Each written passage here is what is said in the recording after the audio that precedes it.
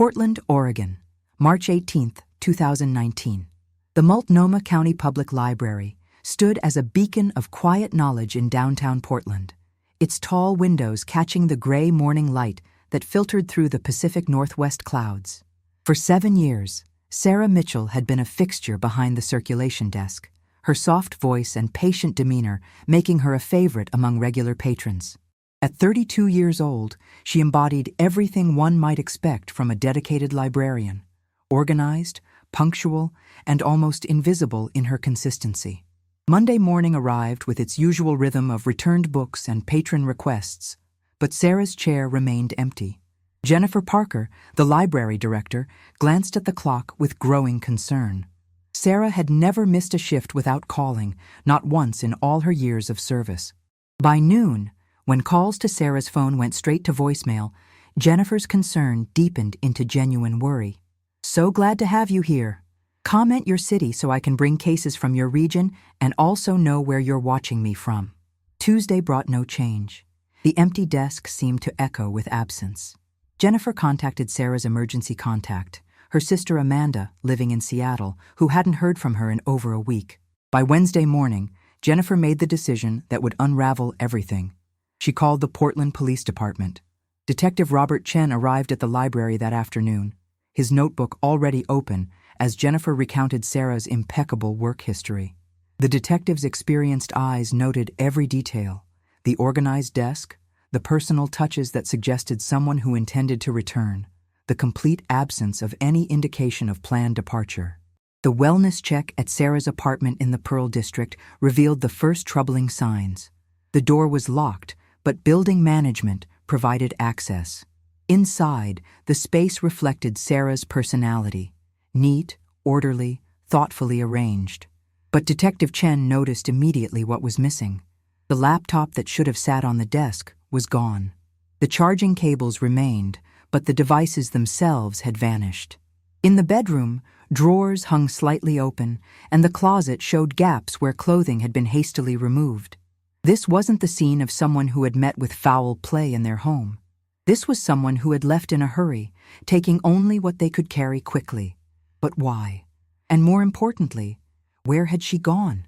Detective Chen's team began the methodical work of piecing together Sarah Mitchell's life. They interviewed neighbors who described her as pleasant but private, always offering a smile but never lingering for conversation. Co-workers at the library painted a similar picture: competent, reliable, but keeping her personal life carefully separated from her professional one. The first real breakthrough came from Sarah's bank records.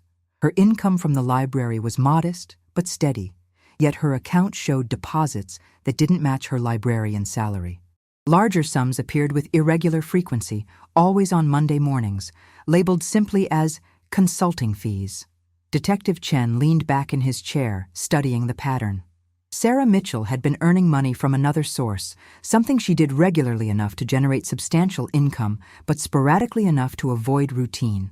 A deeper search of Sarah's online presence revealed a professional profile on a freelancing platform. There, under her real name and credentials, Sarah advertised her services as a financial auditor. Her background in accounting, earned before she'd become a librarian, made her qualified to review books for small businesses. The profile showed numerous positive reviews from local Portland companies, praising her thoroughness and discretion. The weekend job that everyone thought was just a quiet hobby was actually a skilled profession. Sarah Mitchell wasn't just shelving books and checking out materials. She was examining financial records, tracking expenditures, and ensuring businesses maintained proper accounting practices. It was meticulous work that required attention to detail and absolute trustworthiness. Detective Chen contacted several of Sarah's recent clients. Most expressed surprise at her disappearance, describing her as professional and thorough. But 3 clients stood out. Their audits had been completed in the 2 weeks before Sarah vanished, and all 3 showed signs of unusual nervousness when questioned about her work. The detective's instincts, honed over 15 years in investigations, began to sound alarm bells. Whatever Sarah had discovered in those final audits, whatever she had seen in those financial records, had been significant enough to make her run. And if she was running, it meant she believed someone was chasing her. As Detective Chen prepared to dig deeper into those 3 companies, he received a call from the department's tech division. They had accessed Sarah's cloud backup storage using credentials found in her apartment. What they discovered made the detective's expression harden with recognition.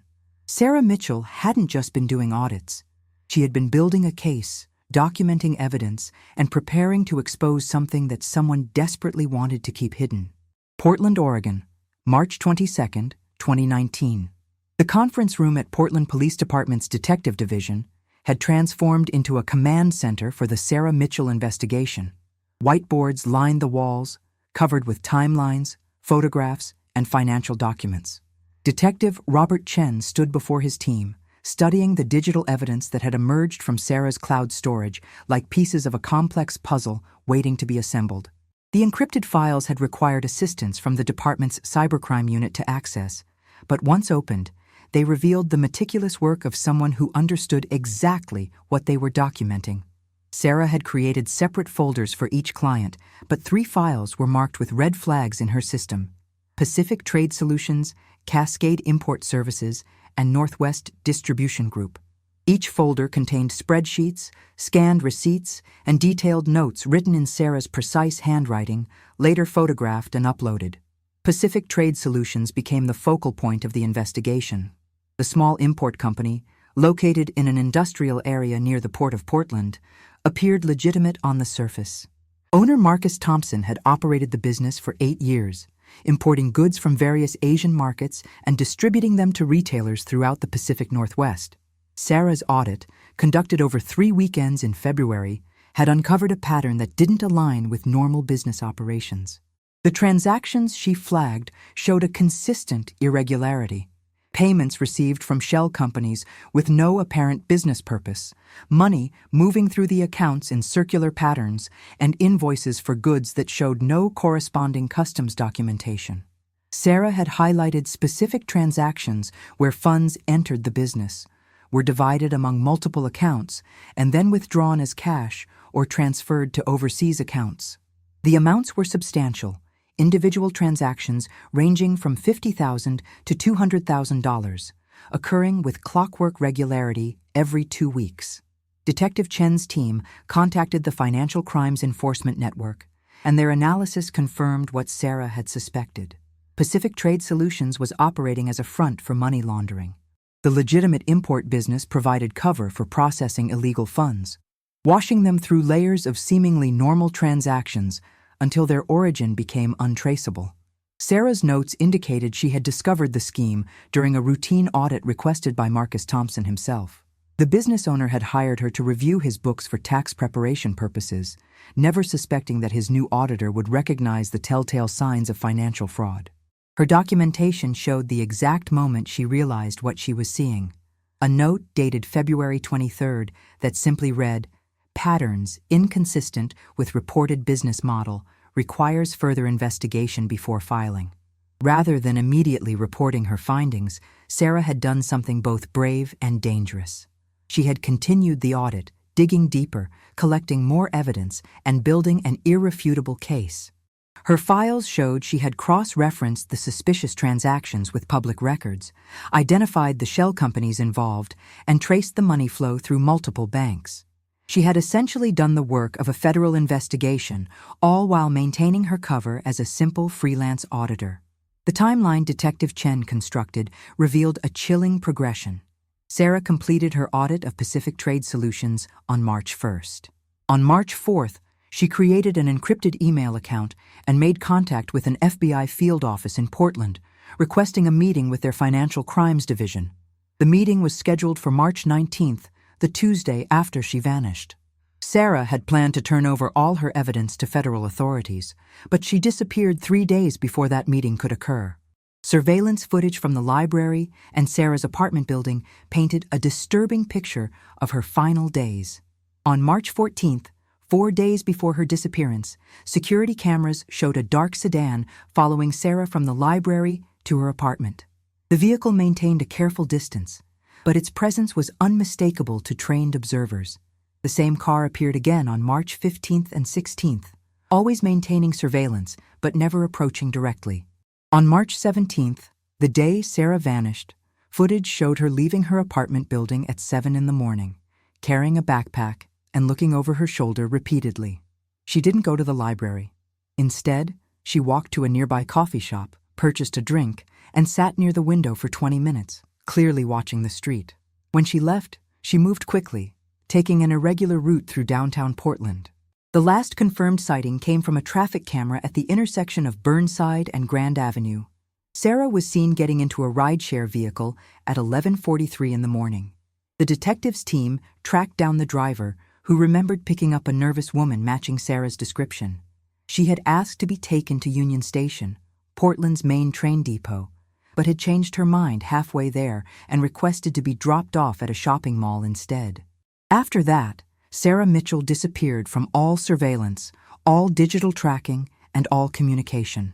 She had either been taken against her will, or she had gone into hiding using methods that avoided detection.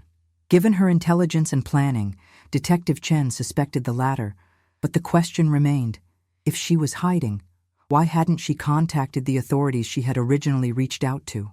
The answer came from an unexpected source. A junior analyst reviewing Sarah's email correspondence noticed a draft message that had never been sent, dated March 16th. The message, addressed to her sister Amanda, explained everything in careful, measured language. Sarah had become aware she was being watched. She had recognized that Marcus Thompson or his associates had discovered her investigation. The draft explained that if anything happened to her, all the evidence she had gathered was stored in multiple secure locations, with instructions for access provided to both the FBI and her sister. But the message contained one more crucial detail. Sarah wasn't working alone anymore. She had reached out to 2 other auditors who had worked for the same companies she had flagged. She wanted to know if they had seen similar patterns, if the money laundering operation extended beyond Pacific Trade Solutions. The draft message mentioned she was meeting with one of these auditors, a man named Kevin Brooks, on March 17th to compare findings. Detective Chen's blood ran cold when he ran Kevin Brooks' name through the system. Kevin Brooks wasn't another auditor. He was the accountant for Pacific Trade Solutions, Marcus Thompson's right-hand man in the business, and almost certainly a key player in the money laundering operation. Sarah had made a fatal miscalculation. In her effort to gather more evidence and confirm her suspicions, she had reached out to the very people she was investigating, giving them direct knowledge of what she knew and what she planned to do. The investigation shifted into high gear. Surveillance was placed on both Marcus Thompson and Kevin Brooks. Their financial records, phone logs, and known associates became subjects of intense scrutiny. Search warrants were prepared for Pacific Trade Solutions and the personal residences of both men. The FBI was briefed on the situation and coordinated their efforts with local law enforcement. But time was the enemy now. Sarah had been missing for 5 days. If she was being held somewhere, her captors would be growing increasingly desperate. If they believed she had shared her evidence with others, or that law enforcement was already investigating, they might decide she had become too dangerous to keep alive. As Detective Chen reviewed the mountain of evidence one more time, his phone rang with a call from the traffic analysis unit.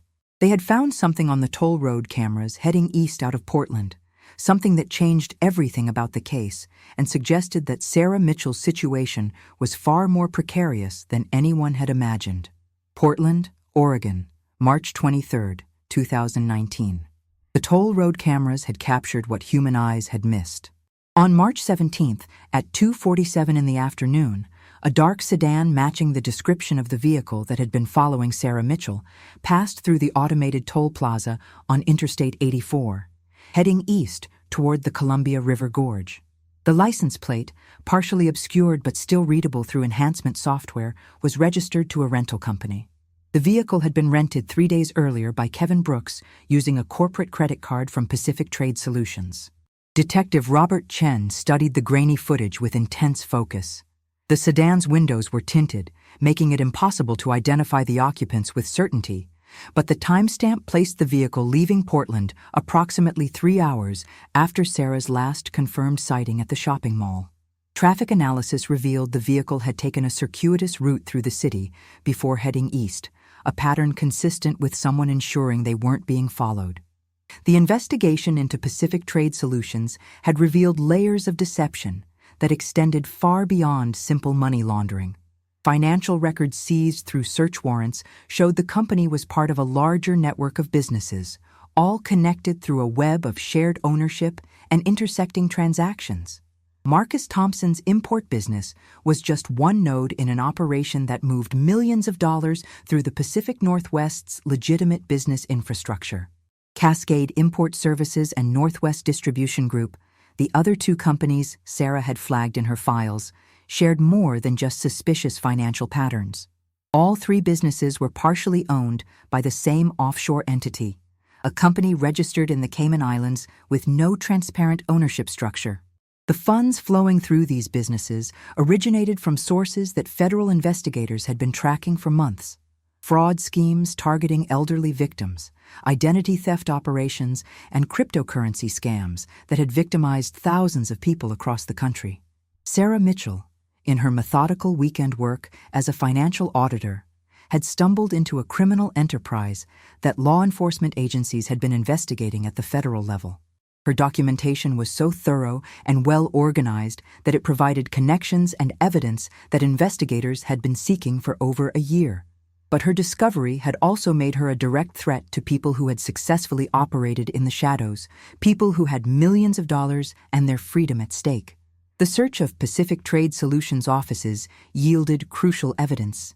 Hidden among routine business documents, investigators found communications that revealed the organization's awareness of Sarah's investigation. An email dated March 15th, sent from Kevin Brooks to Marcus Thompson, referenced a security concern regarding their recent audit.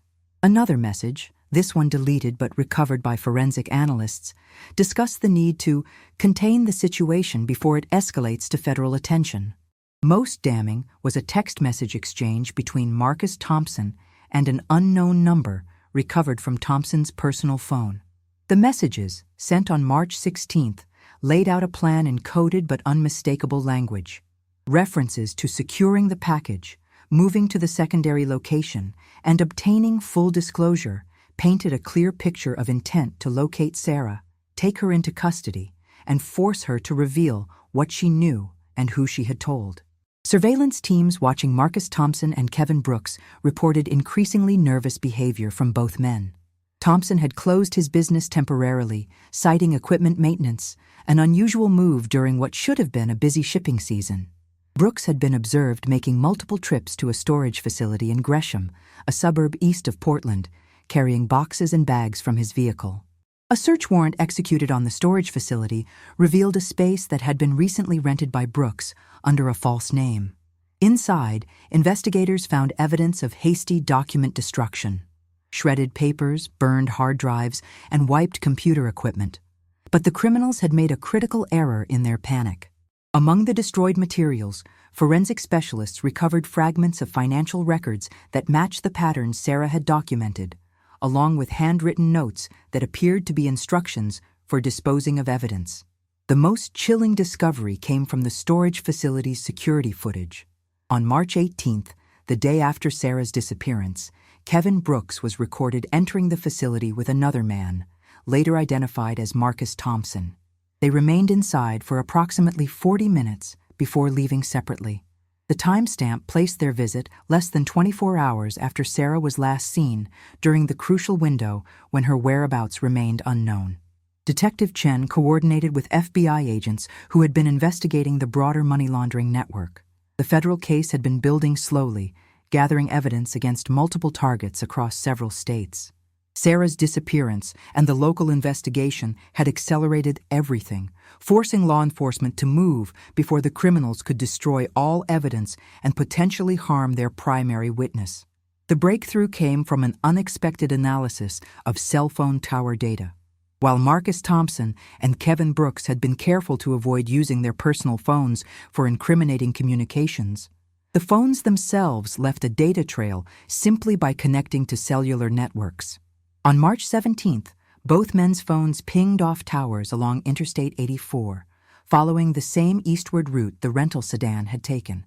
The phones remained in an area near the town of Cascade Locks for approximately 6 hours before returning to Portland late that evening.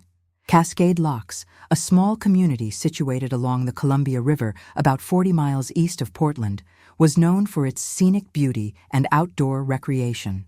It was also home to numerous rural properties, many of them isolated and accessible only by unpaved roads winding through dense forest. The area provided exactly what criminals would need: privacy, distance from witnesses, and multiple escape routes into mountainous terrain. Detective Chen assembled a tactical team that included local law enforcement, FBI agents, and search and rescue specialists familiar with the area's challenging geography. Property records for the Cascade Locks region were cross-referenced against known associates of Thompson and Brooks. One property stood out: a 40-acre parcel registered to another shell company connected to the offshore entity that owned Pacific Trade Solutions.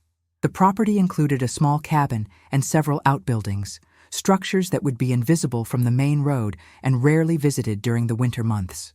Satellite imagery of the property showed fresh tire tracks in the dirt driveway, evidence of recent activity at a location that should have been dormant. The tactical team prepared for a raid, but they faced a critical challenge. If Sarah was being held at this location, any approach would alert her captors and potentially endanger her life. The operation required precision, speed, and the element of surprise. As the team mobilized in the early morning hours of March 24th, Detective Chen received updated intelligence from surveillance teams. Marcus Thompson had just left his residence, driving east on Interstate 84 toward Cascade Locks. He was alone, but his hasty departure at 3 a.m. suggested urgency. Either something had gone wrong at the rural property, or the criminals had decided it was time to move Sarah to a new location, a development that could mean they were preparing to eliminate the witness who threatened their entire operation. The race to reach the property before Thompson arrived pushed every resource to its limit. And what the tactical team would discover there would confirm their worst fears about what Sarah Mitchell had endured in the days since her disappearance. Cascade Locks, Oregon, March 24, 2019. The pre-dawn darkness provided cover as the tactical team approached the rural property through the dense forest. The cabin sat in a small clearing, its weathered wood siding barely visible through the mist rising from the nearby creek. No lights showed through the windows, but a vehicle was parked behind the structure, partially hidden under a tarp.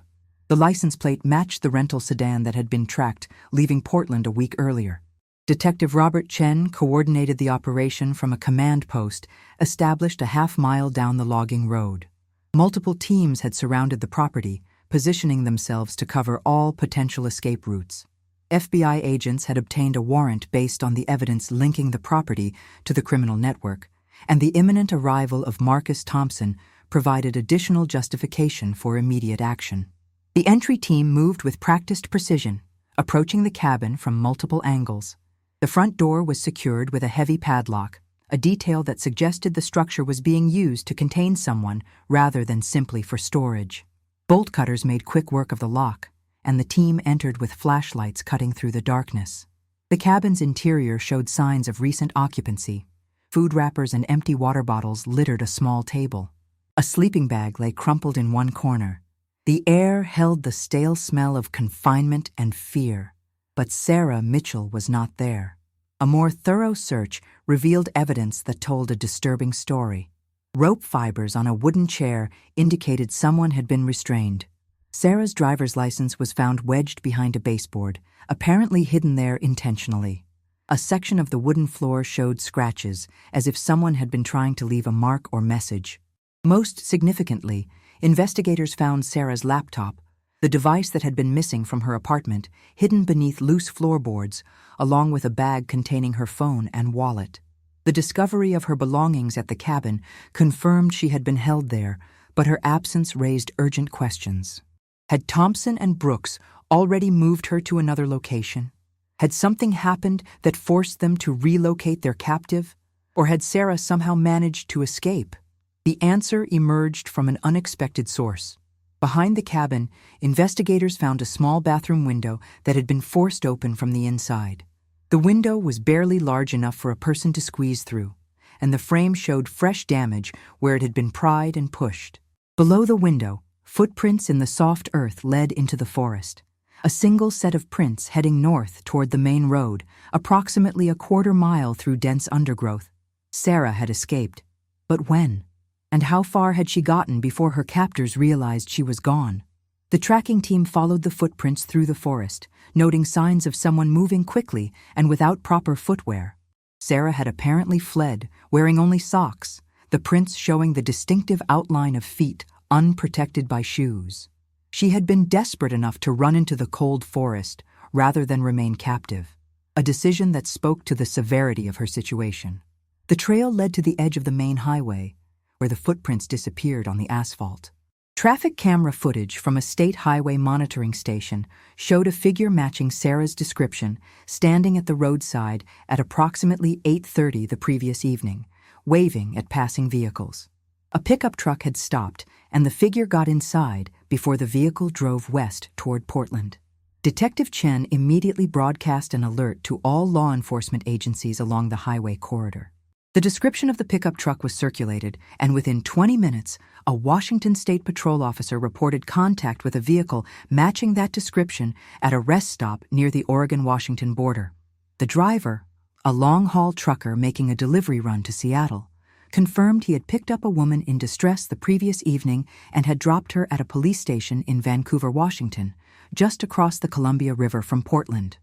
The Vancouver Police Department confirmed that a woman identifying herself as Sarah Mitchell had walked into their station at approximately 10:15 the previous night. She had been disheveled, barefoot, and obviously traumatized, but coherent enough to request immediate contact with the FBI. She had spent the night in protective custody while federal agents were notified and began making their way to interview her. The relief of knowing Sarah was alive and safe was tempered by the realization of what Marcus Thompson's early morning trip to the cabin meant. He had been coming to move her, unaware she had already escaped. When he discovered her gone, he would know his operation was compromised and that law enforcement would soon have her testimony.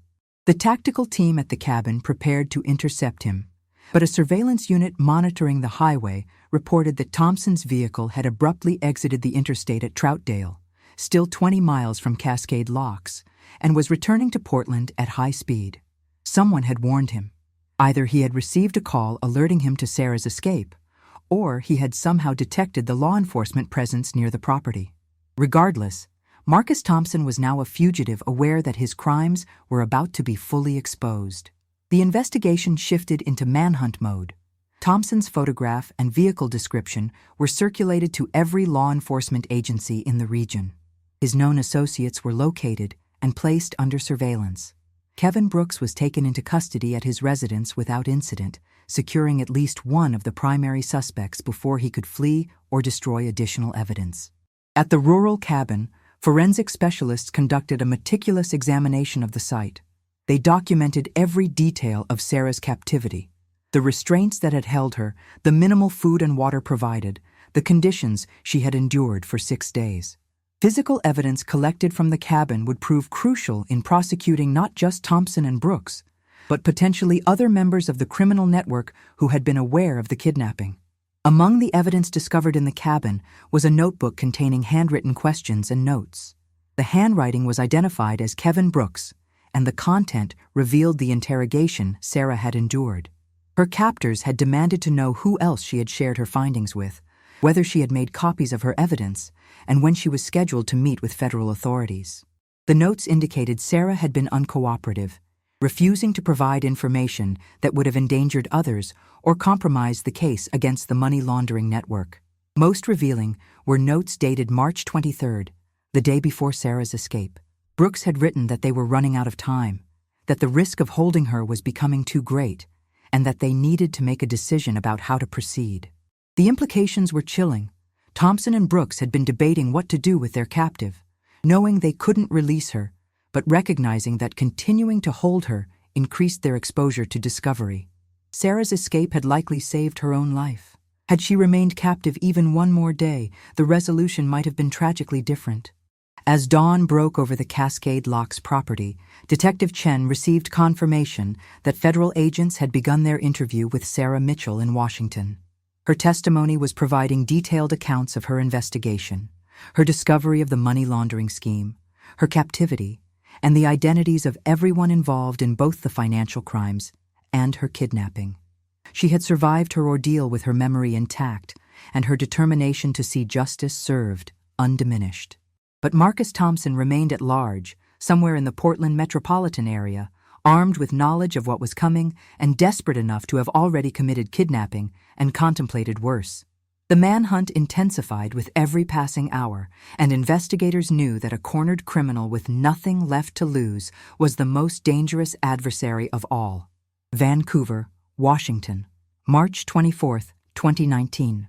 Sarah Mitchell sat in a secure interview room at the FBI's Portland field office, having been transported there from the Vancouver police station under heavy protection. 7 days after her disappearance, she was finally able to tell her complete story to the authorities she had originally tried to reach.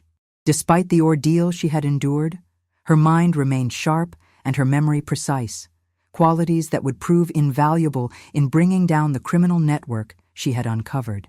The interview, conducted by FBI Special Agent Michelle Torres and Detective Robert Chen, lasted over 6 hours. Sarah methodically recounted every detail of her investigation into Pacific Trade Solutions, explaining how routine audit work had revealed patterns that could only indicate money laundering. She described the moment she realized the scope of what she had discovered, the careful decision to gather comprehensive evidence before approaching authorities, and the precautions she had taken to protect her findings. Her account of the events leading to her captivity painted a picture of calculated deception. Kevin Brooks had contacted her on March 15th, claiming to be a fellow auditor who had also worked for companies in the same business network. He expressed concerns about financial irregularities he had noticed and suggested they should compare notes before approaching authorities. Sarah, hoping to strengthen her case with corroborating evidence, had agreed to meet with him. The meeting, scheduled for March 17th at a coffee shop in downtown Portland, had seemed legitimate initially. Brooks appeared professional and knowledgeable, discussing accounting procedures and financial patterns in convincing detail. He suggested they review documents in his car, where he claimed to have files that would support both their findings. The moment Sarah entered the vehicle, Marcus Thompson emerged from the back seat, and her attempt to escape was quickly subdued. The 6 days of captivity had been a psychological war. Thompson and Brooks had alternated between threats and promises, trying to extract information about who else knew of Sarah's investigation and where she had stored her evidence. They were particularly concerned about the meeting she had scheduled with the FBI, desperately trying to determine if federal agents were already aware of the money laundering operation. Sarah had protected crucial information through a combination of deception and strategic silence. She claimed the evidence was stored in a safe deposit box that required her physical presence to access, buying time by suggesting she could retrieve it if they released her. She insisted she had told no one about her findings, that her FBI contact was simply a routine report she hadn't yet detailed. Her captors wanted to believe these lies because the alternative meant their operation was already compromised beyond recovery. The cabin where she was held had minimal security, a fact that Thompson and Brooks had apparently considered acceptable given its remote location. They had underestimated their captive, failing to recognize that someone with Sarah's methodical intelligence would be constantly assessing escape opportunities. On March 23rd, when Brooks left the cabin for several hours and Thompson fell asleep in the main room, Sarah had managed to force open the small bathroom window and flee into the forest. Her testimony provided prosecutors with detailed accounts of statements made by both Thompson and Brooks during her captivity. The two men had discussed their money laundering operation openly in her presence, apparently believing she would never have the opportunity to repeat what she heard. They had mentioned other businesses in the network, referred to contacts in other states, and revealed the scope of an operation that had been moving illegal funds for over 3 years. Most critically, Sarah's evidence files remained intact and accessible. The laptop found at the cabin had been a decoy, an old device she had deliberately left visible in her apartment. Her actual evidence was stored in multiple cloud accounts, encrypted and backed up across different platforms. She provided FBI agents with access credentials, and within hours, federal investigators were reviewing documentation that would form the foundation of criminal cases against multiple defendants. The manhunt for Marcus Thompson intensified throughout the day. His vehicle was located abandoned in a shopping center parking lot in Beaverton, suggesting he had switched to another form of transportation. Analysis of his financial records showed a cash withdrawal of $15,000 from a business account on March 22nd, providing him with resources to remain mobile and hidden. But Thompson had made a critical error in his panic. His cell phone, while powered off to avoid tracking, had been briefly activated at 7:30 that morning. The momentary connection to the cellular network placed him near Portland International Airport. Transportation Security Administration records were immediately reviewed, revealing that Thompson had purchased a ticket under his own name for a flight to Los Angeles, departing at 9:45. The flight had already departed by the time investigators made this discovery, but coordination with Los Angeles law enforcement ensured that officers would be waiting when the aircraft landed. At 11:30 Pacific Time, Marcus Thompson was taken into custody as he deplaned at LAX, ending his brief time as a fugitive. His arrest was conducted without incident, the reality of his situation apparently overwhelming any thought of resistance. With both primary suspects in custody, investigators turned their attention to the broader network. The evidence Sarah had gathered, combined with testimony from Kevin Brooks, who quickly agreed to cooperate in exchange for a reduced sentence, exposed the full extent of the money laundering operation. 8 additional suspects were identified across Oregon, Washington, and California, each playing specific roles in the scheme that had processed over $8 million in illegal funds over 3 years. The businesses that had served as fronts for the operation, Pacific Trade Solutions, Cascade Import Services, and Northwest Distribution Group, were all shut down and their assets seized. Federal prosecutors began building cases that would involve multiple charges: money laundering, wire fraud, conspiracy, kidnapping, and false imprisonment. The evidence was overwhelming, the documentation meticulous, and the testimony from both Sarah and the cooperating defendant Brooks left little room for legal maneuvering. Sarah's role in the investigation had evolved from victim to crucial witness. Her weekend work as a financial auditor, the quiet second job that colleagues at the library had barely known about, had led to the dismantling of a significant criminal enterprise. But the personal cost of her bravery was substantial. The trauma of captivity, the fear of those 6 days not knowing if she would survive, and the knowledge that her routine work had placed her in mortal danger would require time and support to process. As March 24th drew to a close, law enforcement agencies across the Pacific Northwest coordinated the final arrests of the money laundering network's members. The operation that had begun with a librarian's careful attention to financial details ended with federal agents executing search warrants and taking suspects into custody. Sarah Mitchell's evidence, her testimony, and her survival had made it all possible. But questions remained about how the network had operated for so long without detection. How many other auditors or accountants might have noticed irregularities but chosen not to investigate? And what other criminal enterprises might be hiding behind the facades of legitimate businesses. The case had exposed vulnerabilities in financial oversight systems and demonstrated how skilled criminals could exploit those gaps, at least until someone with Sarah's combination of expertise and integrity decided to look closer at the numbers that didn't quite add up. Portland, Oregon. December 15, 2019, the Multnomah County Courthouse stood against a gray winter sky as the final sentencing hearing in the Pacific Trade Solutions case convened. 9 months had passed since Sarah Mitchell's rescue, 9 months of investigation, prosecution, and legal proceedings that had systematically dismantled one of the most sophisticated money laundering operations in the Pacific Northwest's recent history. Marcus Thompson sat in the defendant's chair. His appearance dramatically changed from the confident businessman who had operated his import company as a front for criminal activity.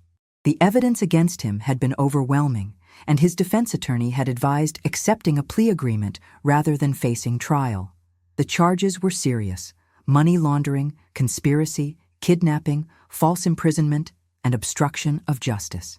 Kevin Brooks had been sentenced 3 weeks earlier after his cooperation with prosecutors resulted in a more favorable outcome. His testimony had been crucial in securing convictions against other members of the network, and his detailed knowledge of the financial schemes had helped federal agents trace funds and identify victims. He received 12 years in federal prison, a substantial sentence but far less than the decades he would have faced without his cooperation. The other 7 defendants connected to the money laundering network had received varying sentences over the preceding months. Some had accepted plea agreements, others had gone to trial and been convicted. Prison terms ranged from 5 years for peripheral participants who had limited knowledge of the full operation to 10 years for those who had played active roles in processing illegal funds. Asset forfeiture proceedings had recovered approximately $4 million, funds that would be distributed to victims of the fraud schemes that had generated the laundered money. Judge Patricia Morrison reviewed the presentencing report, her expression grave as she considered the man before her.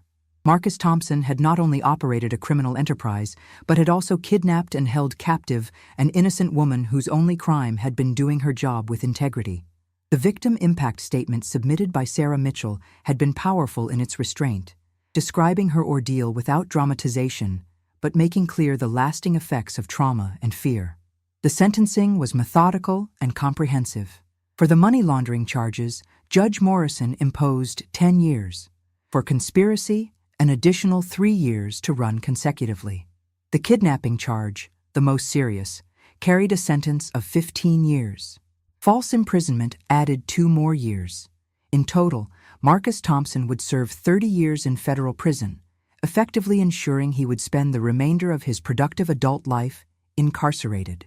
Thompson's attorney made a final appeal for leniency, arguing that his client had not physically harmed Sarah Mitchell and that the kidnapping had been an act of desperation rather than premeditated violence. Judge Morrison's response was unequivocal.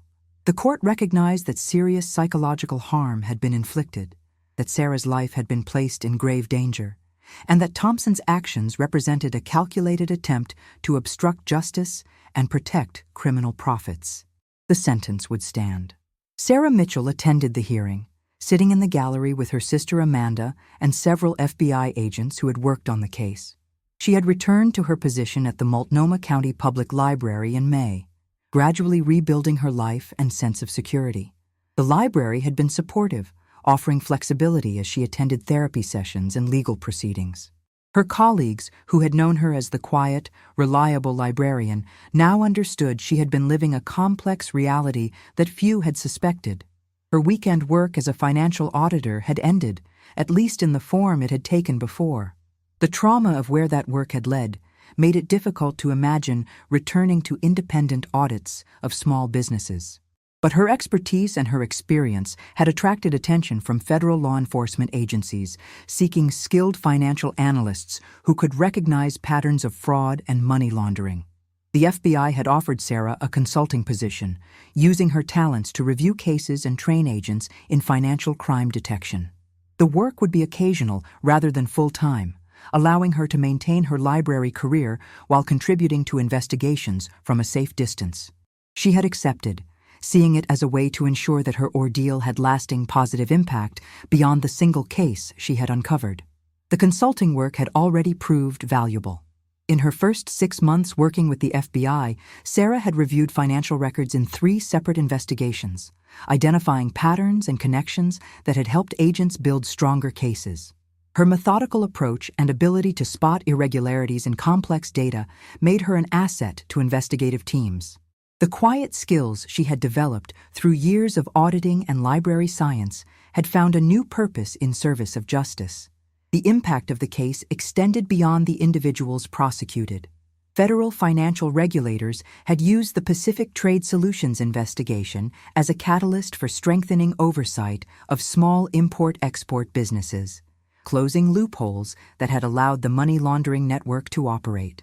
Training programs for auditors and accountants now included modules on recognizing signs of financial crime, with Sarah's case study featured as an example of proper response to suspicious patterns. The victims of the fraud schemes that had generated the laundered money received some measure of justice as well. The asset forfeiture recoveries, while not fully compensating all losses, provided partial restitution to dozens of people who had been defrauded. More importantly, the dismantling of the network prevented ongoing victimization and disrupted connections to other criminal enterprises. For Sarah, the conclusion of the legal proceedings marked a turning point. The sentencing of Marcus Thompson provided closure on the traumatic chapter her life had become in March. The justice system had validated her courage and her suffering, recognizing both the criminal acts committed against her and the broader public service her investigation had performed. Life after trauma required conscious reconstruction. Sarah had learned through therapy and time that the person she had been before March 2019 could not be simply resumed. The experience had changed her, adding layers of wariness and awareness that had not existed before.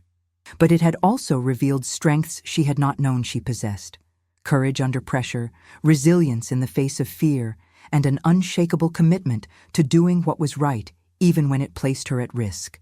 The library where she worked had become more than just a job. It represented normalcy, routine, and the peaceful intellectual engagement she valued. Helping patrons find books, organizing collections, and maintaining the quiet order of the circulation desk provided daily affirmation that ordinary life continued despite extraordinary disruptions. Her colleagues understood that the soft-spoken librarian at the desk had survived something most people could not imagine, and they respected the strength that survival required. As winter settled over Portland and 2019 drew to a close, Sarah Mitchell reflected on the unlikely journey from weekend financial auditor to key witness in a major federal case. The shy librarian, as some media accounts had described her, had never sought attention or recognition.